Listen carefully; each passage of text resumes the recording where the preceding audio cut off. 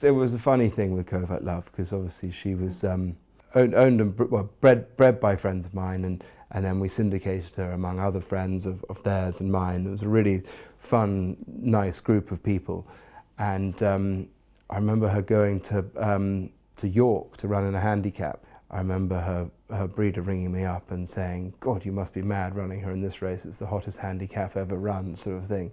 And she walked all over them, and then we went to Newcastle, sort of in search of black type, and again she won the hopping stakes very well. So, and it was actually, I hadn't even thought about the Irish Oaks because you don't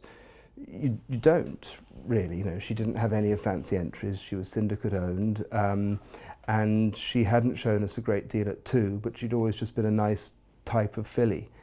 And I remember reading in the Racing Post, one of the journalists had written that in his view Covert Love was the best 3-year-old filly in training. And it was that sort of thing. I was like, really? So I rang the owners. I said, this journalist thinks our horse is the best 3-year-old filly in training.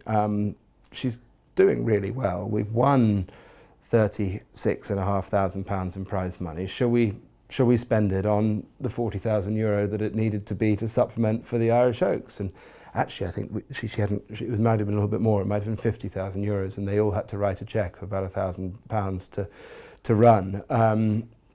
But there was no question in any of them. It was absolutely unanimous. And the dream really was to see if she could finish 3rd and just get that little bit of Group 1 form under her name and make her even more valuable. And under a sort of masterful Pat Smullen ride, she dotted up, which was wonderful.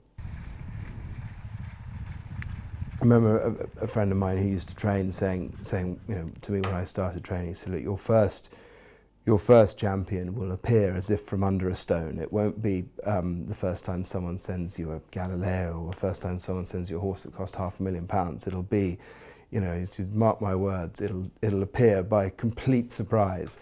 And there she was, this filly that the breeders didn't get enough for in the ring, that we syndicated for £30,000.